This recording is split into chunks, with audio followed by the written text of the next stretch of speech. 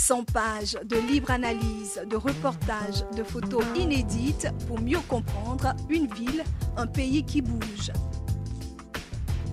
Ici Abidjan, votre magazine numérique gratuit disponible tous les mois. L'Afrique avance ici, Abidjan innove. Bonjour à tous, je reçois le docteur Daniel Aka-Izi, président du Parti ivoirien des travailleurs. Président, bonjour. Bonjour. Et merci de répondre favorablement à notre invitation. C'est nous. Qu'est-ce qui se passe au PIT? Il se passe au PIT que ce qui se passe en général en Afrique, que certains individus qui ont la démocratie à la bouche ne sont pas capables de l'assumer quand les choses se passent ainsi. Quand on va à une élection, qu'on perd des élections, on doit comprendre que les élections, c'est l'approche essentielle de la démocratie. Quand on n'a pas eu une élection, on attend d'autres occasions pour essayer de briguer encore des responsabilités si on recherche ces responsabilités-là. Mais malheureusement, chez nous, nous sommes partis à un congrès ordinaire où nous avons changé les instances et où nous avons élu un nouveau président. Et le président Aïzi était opposé au candidat Seka Seka qui a été battu dans un congrès organisé avec 1500 personnes, 1500 participants. Il a été battu. Sur place, publiquement, il a reconnu sa défaite. Et puis, malheureusement, quelques jours après, se sont mués en dissidence avec sa coalition et pour perturber le fonctionnement du parti. Comment expliquez-vous cela? Bon, vous savez, nous sommes dans une réalité, dans un environnement, et surtout d'un régime qui, aujourd'hui, les Ivoiriens peuvent le découvrir à partir de tout ce qui se passe dans les partis politiques, qui ne peut pas réconcilier les Ivoiriens. C'est un régime qui a pour objectif de diviser pour régner. Mais tous les partis sont divisés depuis qu'il est là. Et nous sommes les derniers partis qui, aujourd'hui, viennent d'être ébranlés. Je dis simplement ébranlés. Mais cela dénote de l'incapacité de ce régime à réconcilier les Ivoiriens. On ne vient pas pour réconcilier en divisant. Et c'est ça, c'est grave. Et c'est ça qui nous inquiète véritablement. J'imagine que cette situation qui prévaut aujourd'hui au PIT perturbe un tout petit peu votre candidature à la présidentielle. Est-ce que finalement vous allez déposer votre dossier de candidature à la prochaine présidentielle? Nous allons faire une dernière réunion avec la direction pour tirer les conclusions sur ce point. Mais je précise déjà que le PIT est signataire du communiqué qui a appelé à une transition en Côte d'Ivoire. Et c'est l'une des raisons, l'un des facteurs qui apparaît aujourd'hui qui justifie notre position de demander une transition. On ne peut pas aller dans des conditions de ce genre. Le président Ouattara n'en veut pas. Ben, il n'en veut pas, mais il faudra, parce qu'il dit il faudra qu'il y ait un rapport de force qui lui impose cela. Parce qu'on ne peut pas admettre que dans un pays comme le nôtre, dans un processus démocratique, un président d'un parti politique de surcroît qui est candidat, qui se déclare candidat, qu'on l'empêche véritablement d'être dans les conditions, les meilleures conditions pour être candidat. Hier, ce que nous avons découvert avec ce que nous avons subi avec la complicité de la police et des forces de l'ordre qui viennent fracasser nos bureaux, notre QG pour installer les dissidents, cela relève de la volonté de ce régime de nous empêcher d'aller aux élections. Vous parlez de rapport de force. Quelle est la nature de ce rapport de force? Nous sommes d'abord 4 partis politiques de l'opposition qui avons signé ce communiqué, cette déclaration, et que nous sommes en train d'élargir auprès des autres. Nous allons bientôt aller avec la CNC, qui est sur ces points, en accord avec nous. Vous n'appartenez plus à l'AFD? Nous appartenons à l'AFD. Nous sommes à l'AFD, nous ne sommes pas sortis de l'AFD. Mais nous pensons que sur ce point, nous sommes prêts à regrouper, à faire une large ouverture, un grand regroupement sur ceux qui sont d'accord avec nous. Dire, les conditions ne sont pas réunies pour ces élections. Parce qu'on ne sait pas quel est le fondement juridique qui va régir ces élections-là. Sur quelle base on va étudier les candidatures? Juridique, j'entends. Quelle base juridique nous allons étudier les candidatures? Quel problème y aurait-il à ce niveau-là? Est-ce que c'est au regard de la Constitution? Ou bien c'est au regard de quel autre test? Il faut qu'on nous le dise et que les précisions soient apportées à ce niveau. Ça, c'est un élément. L'autre élément, c'est la CEI qui ne nous satisfait pas du tout, qui n'est pas une commission indépendante. Mais en même temps, votre parti appartient à l'AFD qui a deux représentants au sein de cette CEI-là. Voilà ce que nous avons proposé au départ. Ce que nous avions proposé au départ. Nous avons voulu une CEI à 3 pieds. D'un côté, le premier pied, l'ensemble des partis de l'opposition. De l'autre côté, l'ensemble des partis au pouvoir. Et le troisième pied, la société civile. Comme ça, dans cet équilibre, on a les partis de l'opposition et des partis au pouvoir qui font leur débat sur l'arbitrage de la société civile. On n'a pas pu l'avoir.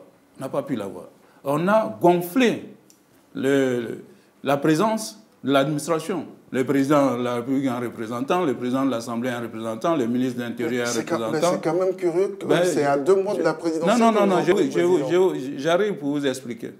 La CEI était numériquement déséquilibrée au départ. Mais nous avons cru en la bonne foi du président de la République qui disait que ça va être une CEI consensuelle. On s'est dit maintenant, l'opérationnel... Elle a été élargie. Elle a été élargie, mais elle reste déséquilibrée numériquement. Mais nous espérions qu'à l'opérationnel, les décisions seraient prises de façon consensuelle. Or, qu'est-ce que nous découvrons? Dès qu'on arrive, les premières séances de travail, on dit non, on vote. On va au vote. Il n'y a plus de débat consensuel. Ah ben c'est la démocratie. Ah non, ce n'était pas ce qu'on nous avait dit. À ce niveau, on nous a arnaqué, je veux dire. On nous a amené à accepter une CEI numériquement déséquilibrée pour que les décisions se prennent par vote, alors qu'on nous avait parlé de consensus au niveau du fonctionnement. Mais pourquoi n'avez-vous pas claqué la porte? Nous sommes dans cette position où nous disons il faut, et jusque-là, il fallait avoir les preuves que cette CEI n'est pas indépendante, et nous les avons aujourd'hui. Et quand est-ce que vous claquerez la porte de cette CEI-là? Nous sommes en train d'examiner la chose avec nos camarades de l'AFD. Nous, le groupe des 4 qui avons signé la déclaration, nous sommes prêts à sortir de cette CEI. Nous sommes prêts à sortir de cette CEI. Pourquoi? Parce que nous pensons que cette CEI dirigée par Youssou Bakayoko ne peut pas être une CEI crédible.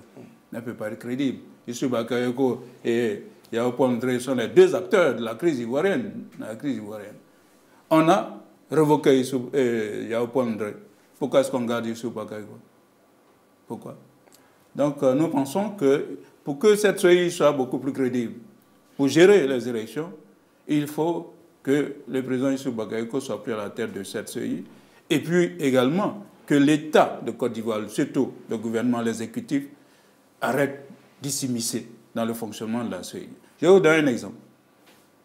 Pour l'enrôlement, la CEI avait décidé que ce soit les cartes nationales d'identité qui servent de document. Le gouvernement, au cours d'un conseil des ministres, prend un décret pour dire qu'il faut ajouter le certificat de nationalité. Pourquoi? Et donc, on vient s'immiscer dans le fonctionnement. C'est peut-être pour que les choses aillent beaucoup mieux. Mais ce n'est pas une CEI indépendante. C'est une CEI dans laquelle l'exécutif vient s'immiscer et ça pose problème.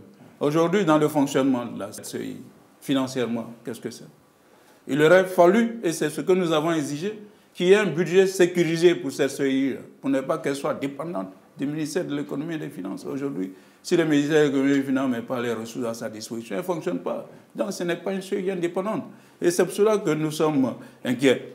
Et nous pensons qu'il faut aller à une transition pour régler tous ces problèmes avant d'aller aux élections. Alors, Président, vous posez des questions de fond, des questions de réforme structurelle. Absolument. De cette CEI à 2 mois de la présidentielle. C'est pour ça que nous demandons une transition. Est-ce que votre opinion comprendrait cela?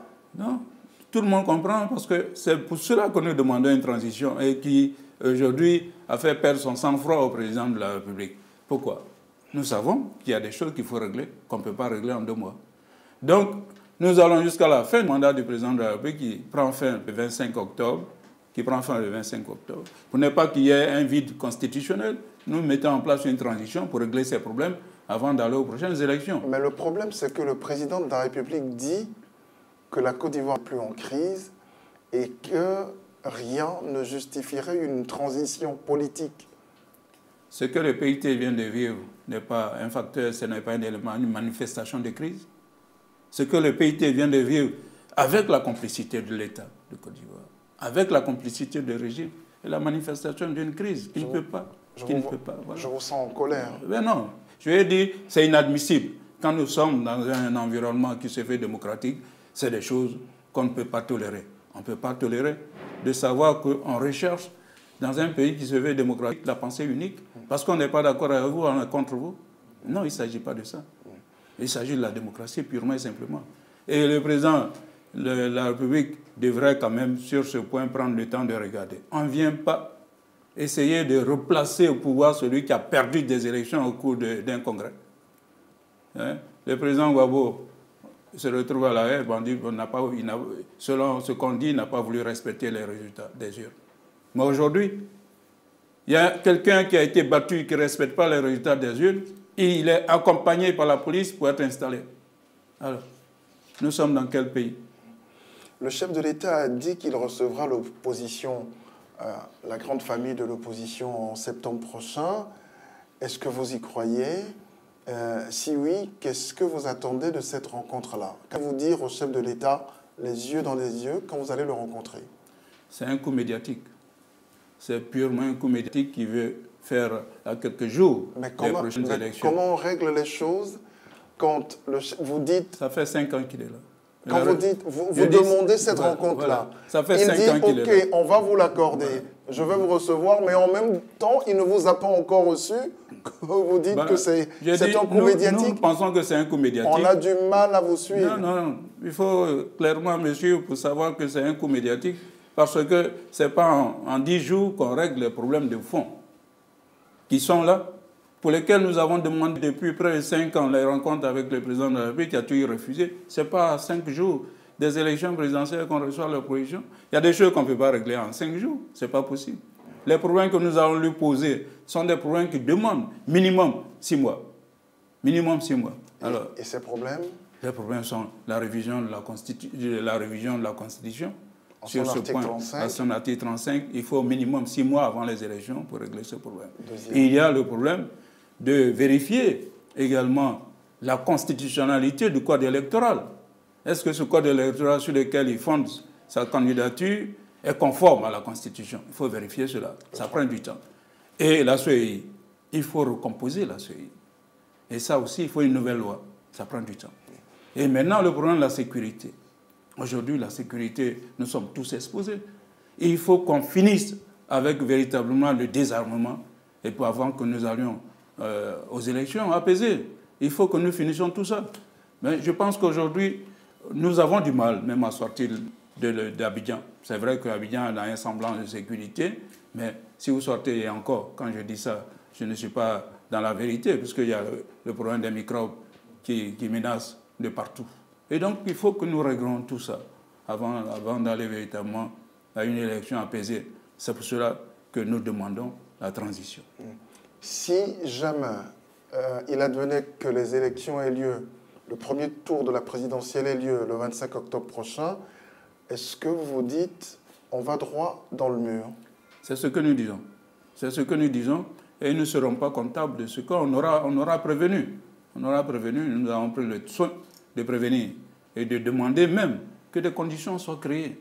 Nous avons depuis longtemps demandé qu'un environnement se crée pour qu'une décision politique consensuelle se prenne pour que nous puissions régler tout ça avant d'aller aux élections. Et nous sommes inquiets par rapport à tout ça, de voir tout ce qui se prépare. Nous sommes véritablement très inquiets. Qu'est-ce que vous répondez aux gens qui disent « Oh, l'opposition veut jouer sur les peurs ». Non, en réalité, il n'y a pas de problème. Ce n'est pas l'opposition qui veut jouer sur les peurs. C'est plutôt le pouvoir qui menace et qui fait peur. C'est plutôt ça. Le président Bédié l'a dit en proposant l'appel de Daoukro. Il dit si on ne fait pas ça, il va avoir la guerre. Donc ce n'est pas nous. Ce n'est pas nous qui menaçons.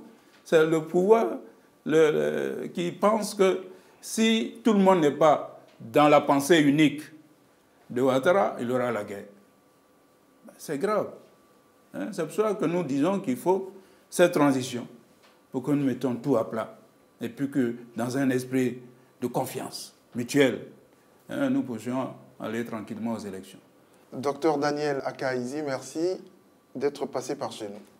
C'est plutôt nous. Merci pour l'occasion que vous nous donnez. Merci. 100 pages de libre analyse, de reportages, de photos inédites pour mieux comprendre une ville, un pays qui bouge. Ici à Abidjan, votre magazine numérique gratuit disponible tous les mois. L'Afrique avance ici, Abidjan innove.